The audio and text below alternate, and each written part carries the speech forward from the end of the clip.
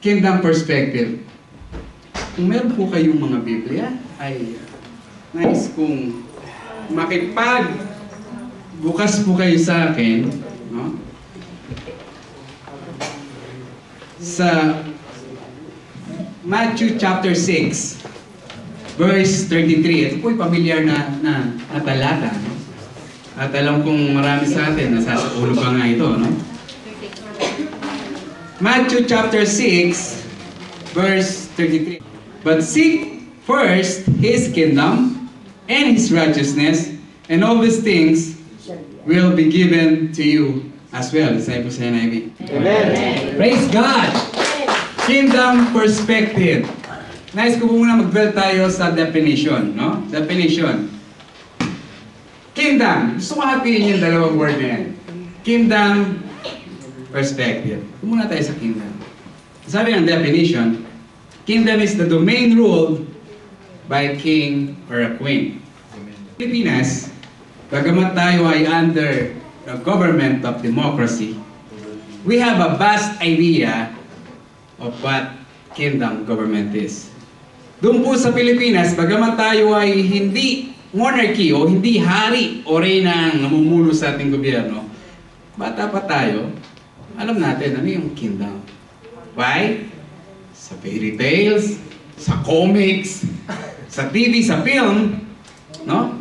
Ay nakikita natin ano ba ang tipo o klase ng gobyernong kaharian.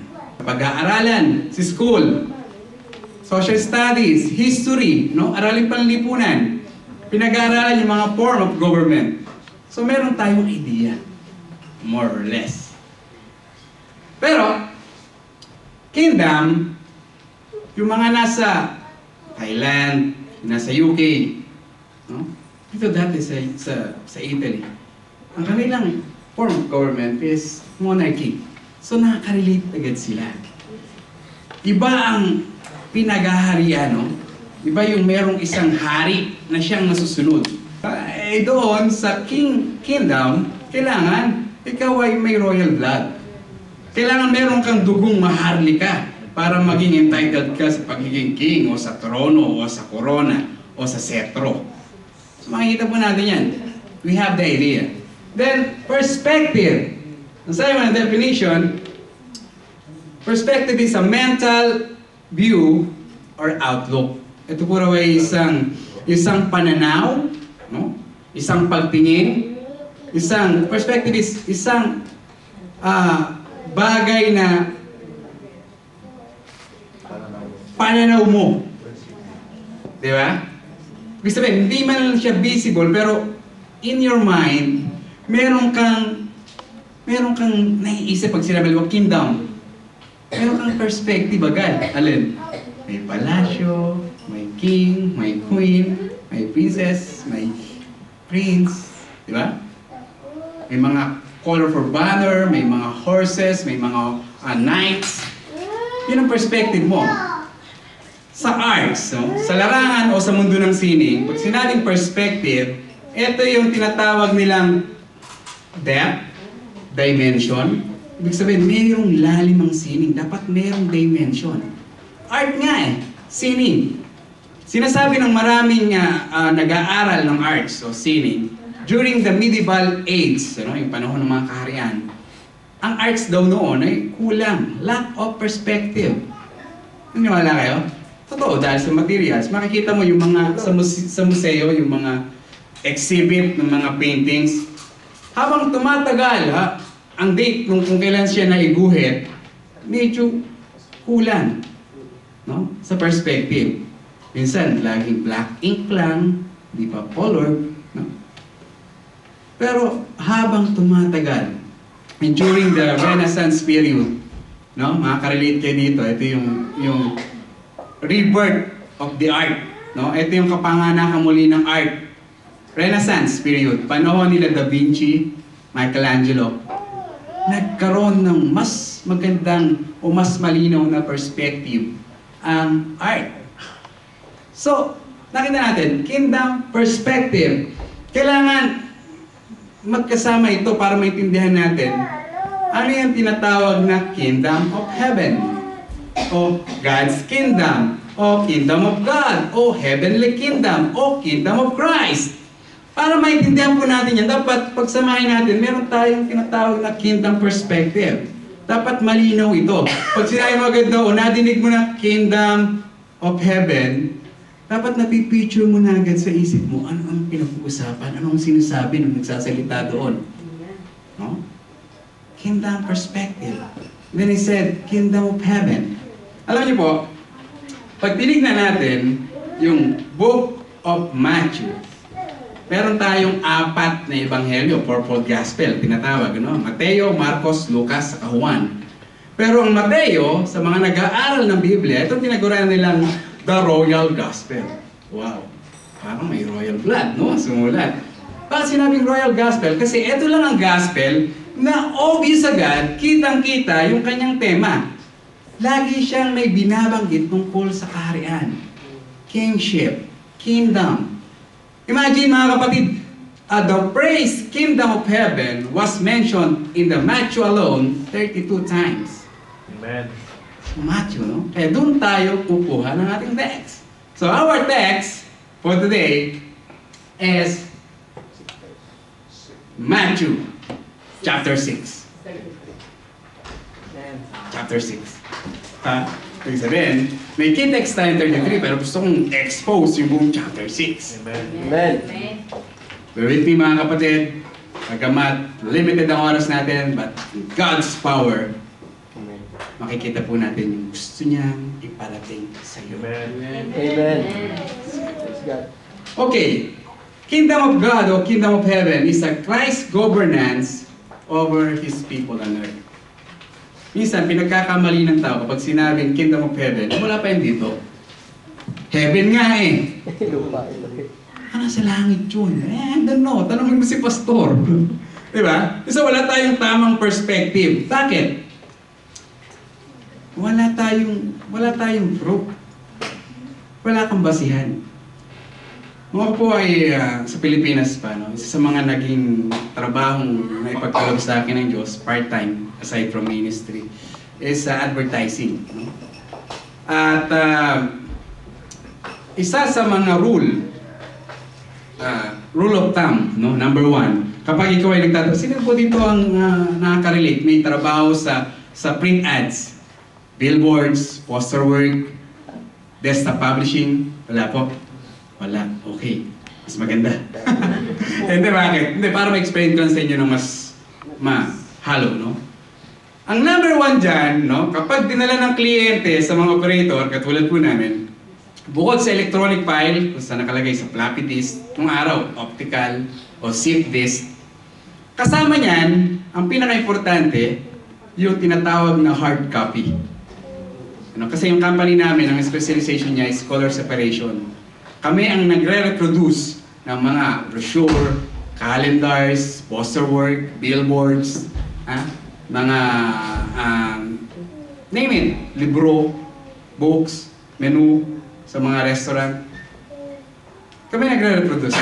So kailangan, napaka-importante yung color separation, importante, dapat yung monitor na ginagamit namin calibrated doon sa ginagamit naming software application. So, ang importante ng hard copy, ano yun? Yung tamang kulay, tamang layout, para hindi ka maligaw. Kasi, sayang ang pagod mo, pag dumating yung client, ay sasabihin, hindi naman yun ang gusto ko, may hard copy kami pinadala. So, when you say kingdom, dapat meron kang Bible, which is our hard copy. Amen. Basihan, kumparahan, saglit, nasa na ba ako? Tama ba ako? Di po ba? So, kailangan, importante yun. Meron tayong hard copy, like a map, na magsasabi sa'yo, nasaan na ako? O anong gustong sabihin ng Diyos sa akin? Anong pwede kong pagkumparahan? Ito yun. So, sa Matthew 6:33, may dalawang bagay lang. Dalawang division lang tayo. Hindi naman ganun kahabaan. So, in 33a, bear with me mga kapatid, seek ye first the kingdom of God and His righteousness. Lagyan ko yun ng A. Number 1, our initiative is to pursue the to pursue and prioritize the kingdom and His righteousness. Pagdating po sa kaharian ng Diyos, yung seeking first. So pagdating po sa priority, maniwala po kayo sa akin. Pag pinagawa tayo ng listahan, lagi natin inuuna ng Diyos. Lagi natin inuuna ang Diyos. Right? Amen. Sa listahan. Amen.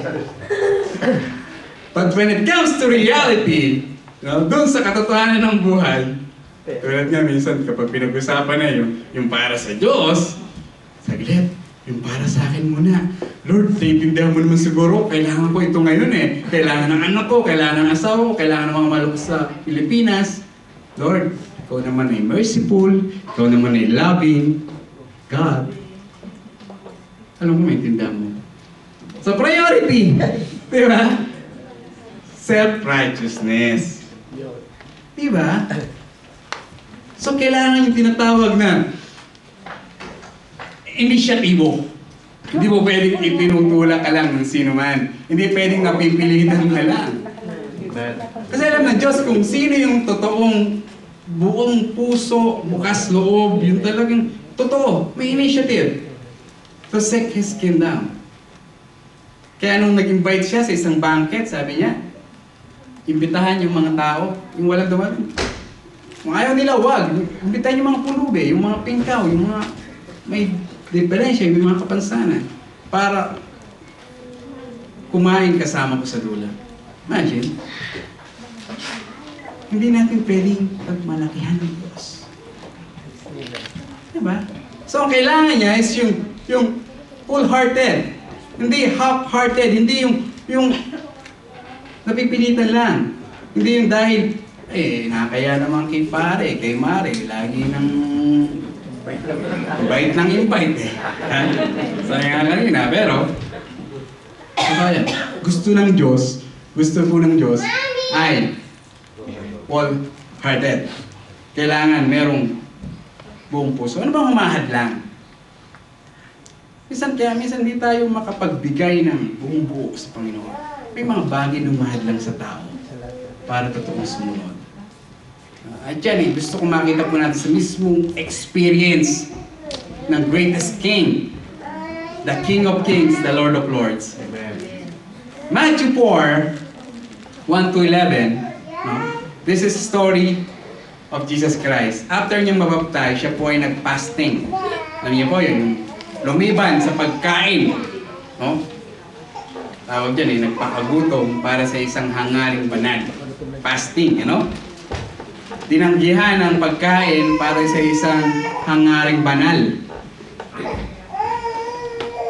Sino po dito nakapag-fasting na? Mahirap yun, Diet! Okay! Dahil meron gusto matanggalin. Pero yung fasting, na may initiative ka mag-fasting about sa isang banal na hangarin, gusto mong talagang mag-meditate sa Diyos, parang nowadays, bibihira na gumagawa, May mga nagtipika, alam niyo nagtipika? Talagang taimtim na nanalangin kapag may Lord, gusto ko siya makasama sa buong buhay ko. Pinagtipika, Pero, may mga bagay. Ang sabi po dito, ay habang siya ay 40 nights and 40 days na